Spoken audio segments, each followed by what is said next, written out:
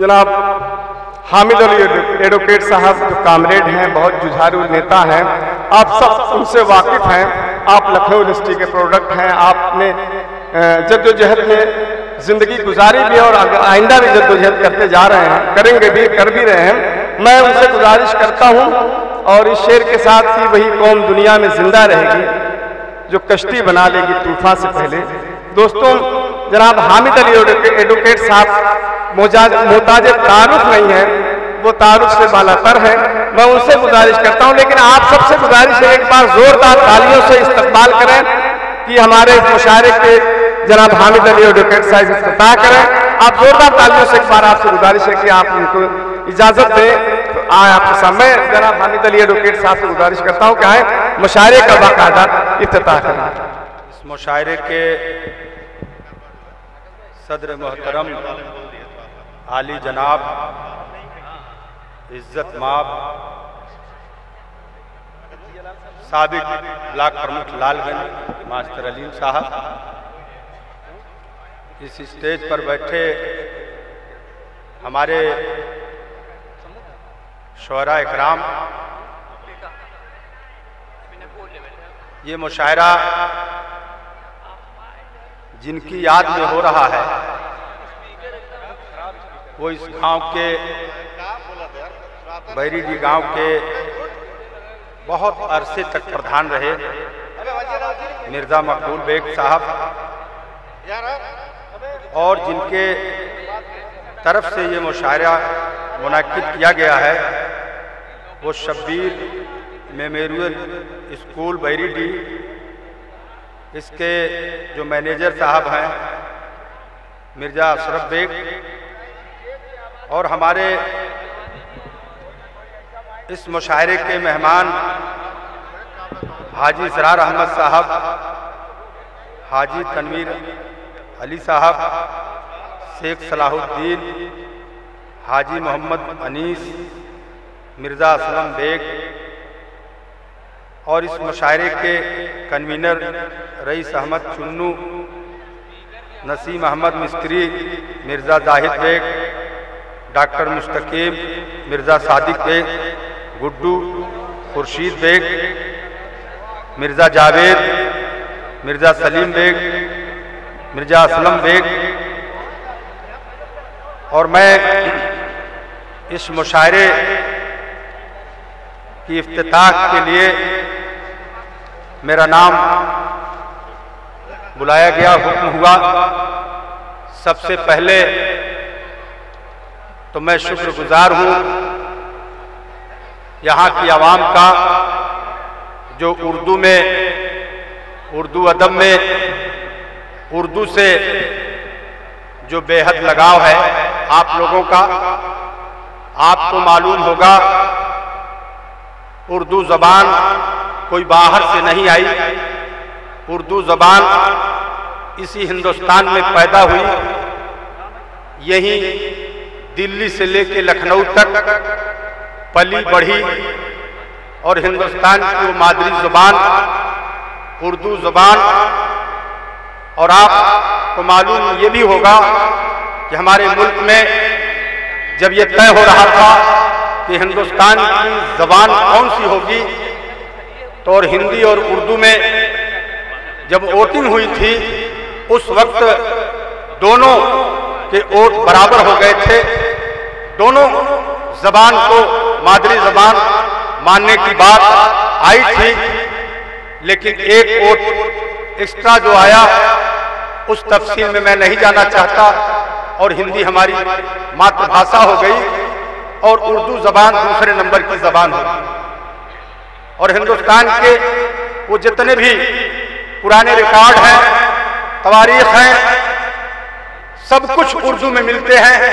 अदालत से ताल्लुक़ रखने वाले तमाम अल्फाज उर्दू में हैं। यहाँ तक कि पहले से ये तय था जो हमारे अदलिया होगी, मुंसफ होंगे, उनके इम्तिहानात में भी 40 नंबर का उर्दू कंपलसरी था। लेकिन उत्तर प्रदेश के अंदर कुछ ऐसी सरकारें आईं जिन्होंने ढिढोरा पीटा कि हम उर्दू को बहुत मानते हैं, दिल से मानते हैं, लेकिन उन्हीं सरकारों ने उर्दू जबान को PCS जे के इम्तिहान से, मुंसफ मजिस्ट्रेट के इम्तिहान से उसको खारिज कर दिया। जो 40 नंबर का उर्दू का वो जरूरी था, उस पेपर को खत्म कर दिया। और मैं उर्दू जबान के बारे में हमारे इसी पूर्वांचल के इसी घोसी इलाके के रहने वाले जय बहादुर सिंह को, जो बड़े बड़े मुसन्निफीन उर्दू अदब के मानने वाले उर्दू एकेडमियों में, वो जय बहादुर सिंह को शहीद आजम उर्दू कहा जाता है। 1967 में जब उत्तर प्रदेश के अंदर खड़ा हुआ ये सवाल कि उर्दू को उत्तर प्रदेश का दूसरा दर्जा दिया जाए, इस सवाल को लेकर के जय बहादुर सिंह लखनऊ के अंदर विधानसभा के सामने वो भूख हड़ताल उन्होंने कर दिया कि उर्दू को दूसरी जबान का दर्जा दिया जाए। और वो जय बहादुर सिंह जो स्वतंत्रता संग्राम सेनानी थे, फ्रीडम फाइटर थे, बाद में घोसी से पार्लियामेंट के मेंबर होते थे, उन्होंने इस सवाल पर भूख हड़ताल किया कि उर्दू को दूसरी जबान का दर्जा दिया जाए। और 1 हफ्ता तक वो भूख हड़ताल पे रहे। इंदिरा गांधी वजीर आजम को आकर के उनको मौसमी का जूस पिला करके और ये वादा करना पड़ा कि उर्दू जबान को उत्तर प्रदेश के अंदर दूसरी जबान का दर्जा दिया जाएगा। लेकिन अफसोस कि उर्दू जबान की बेहतरी के लिए, बहबूदी के लिए कोई इस तरह के अक़दामात नहीं हो रहे हैं कि जिससे उर्दू की तरक्की हो सके। मैं और ज्यादा कुछ न कह करके हमारे इस स्टेज पर मोहम्मद आरिफ सिद्दीकी एडवोकेट जो इस मुशायरे को कंडक्ट करेंगे, नजामत करेंगे, वो एक सीनियर एडवोकेट हैं, शायर हैं, नजामत कर रहे हैं आज इस मुशायरे की। मुझे इस बात की बेहद खुशी है। आरिफ भाई जौनपुर से ताल्लुक जरूर रखते हैं, लेकिन उनका यहीं से ही, इसी इलाके से, इसी देहात से आरिफ भाई के तालीम की, शेर व शायरी की शुरुआत इसी इलाके से हुई थी। हमारे इस डाइट पर एक ऐसे शख्स हैं जिनको डॉक्टर कमर आजमी के नाम से जाना जाता है। जब हमारे इलाके में शेर व शायरी की शुरुआत हुई तो शमीम आजमी, डॉक्टर जमशेद कमर, आरिफ और उसके दूसरी पीढ़ी आई, ये मैकस आजमी से लेकर डॉक्टर मुस्तकीम और सलीम रहमानी से लेकर दूसरे हमारे शायर हजरात हैं। डॉक्टर जमशेद का वो मशहूर शेर, गांधी के इस चमन को तकसीम कर दिया, फिर पूछते हो मुझसे गद्दार कौन है। ये डॉक्टर जमशेद कमर, ये जब जाएंगे हैदराबाद में तो वहां ये शेर जब पढ़ेंगे तो पता लगेगा कि डॉक्टर जमशेद कमर साहब की क्या इमेज है। मैं और कुछ न कह कर, मैं सिर्फ शोराए किराम से मैं इतना कहना चाहता हूं कि मीर तकी मीर जब लखनऊ के अंदर एक बागीचे में बैठ करके एक छोटे से पानी में डंडा लेकर के, एक छड़ी लेकर के वहां एक मेघची को मार रहे थे और वहीं अपना वक्त गुजार रहे थे।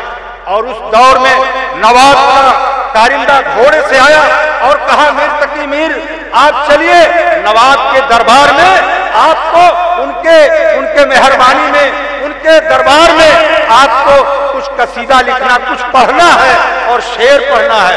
मीर तकी मीर ने उस दौर में कहा था, हम उर्दू अदब के मानने वाले हैं, उर्दू की बहबूदी, उर्दू की तरक्की को हम आगे ले जाने वाले हैं, इसलिए हम किसी सूरत पे हम अपने उर्दू जबान को नवाब के जूतों पर ले जाकर उनके पैरों पर जाके मसलेंगे नहीं। ऐसी चीज मीर तकी मीर ने दिया है।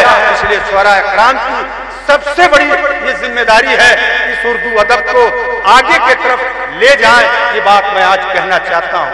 एक शख्स के बारे में मैं और कहना चाहता हूँ जो हमारे इसी गांव के रहने वाले हैं। हमारा ये इलाके का और इस पूरे लालगंज ब्लॉक का सबसे बड़ा गांव है बैरीडी। बैरीडी सबसे बड़ा गांव है और बहुत से लोग बैरीडी में तालीम याफ्ता, बहुत से अच्छे लोग पहले से भी, बाद में भी बहुत अच्छे लोग पैदा हुए, तालीम याफ्ता लोग पैदा हुए। इसी गांव के अंदर मैकस आजमी जैसा शायर, जो शायर ने एक नज्म लिखा था जिसको हिंदुस्तान के नामी गिरामी तमाम नेता, हिंदुस्तान के स्तर के नेता इस शेर को पढ़ते थे। तेरी चाहत में हम दर बदर हो गए, अपनी हस्ती से ही बेखबर हो गए, तुम संवर कर सनम हो गए से सही, हम उजड़ कर मुजफ्फरनगर हो गए। ये उस समय का इनका बिल्कुल हिट शेर था। ये मैकस आजमी साहब जब कभी रेडियो में, आकाशवाणी में, दूरदर्शन में इनके नज़्म को, इनके गज़ल को सुनने का मौका मिलता है। इसलिए मैं आप और शुअराए किराम के बीच दीवार नहीं बनना चाहता। हमारे बीच में हमारे दौना गांव के निर्विरोध प्रधान नूर आलम पप्पू खान भी यहाँ तशरीफ फरमा है। जहतमंदपुर के प्रधान हमारे मंसूर अहमद साहब यहाँ तशरीफ फरमा है। और आप सभी लोगों से गुजारिश है, जितने भी यहाँ मौजूद लोग हैं, जहाँ तक हमारी आवाज जा रही है, हम आप सब लोगों से यही गुजारिश कर रहे हैं कि ये मुशायरा आपका है और इस मुशायरे को आप ढंग से पूरी रात चलाइए। और बड़े अच्छे अच्छे शायर आए हैं, उन शायरों से आप लुत्फ अंदोज होइए।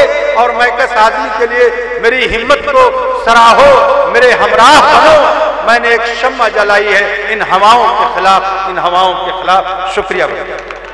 और आरिफ भाई, जो आरिफ नसीम साहब, जिनके हाथों से यहाँ शम्मा रोशन की गई, आरिफ नसीम साहब जो आजमगढ़ जिले के मानंद आदमी हैं, हमारे बीच में मौजूद हैं। मैं चलते चलते उनका भी इस्तकबाल और आप सब लोगों का इस्तकबाल करते हुए अपनी बात को खत्म कर रहा हूँ। शुक्रिया। दोस्तों, इस आलिमाना गुफ्तगू पर दिल चाहता है कि जी खोल कर इनकी इज्जत अफजाई की जाए। जितनी भी गुफ्तगू ने, जितनी भी बातें इन्होंने उनकी बहुत कारामद बातें रहीं। तारीख का भी हवाला दिया, हाल पर भी उन्होंने रोशनी डाली और एतराफ़ पर भी भरपूर रोशनी डाली। जनाब हामिद अली साहब हमारे इलाके के दानिश्वर हैं, मैं उनका इस्तकबाल करता हूँ।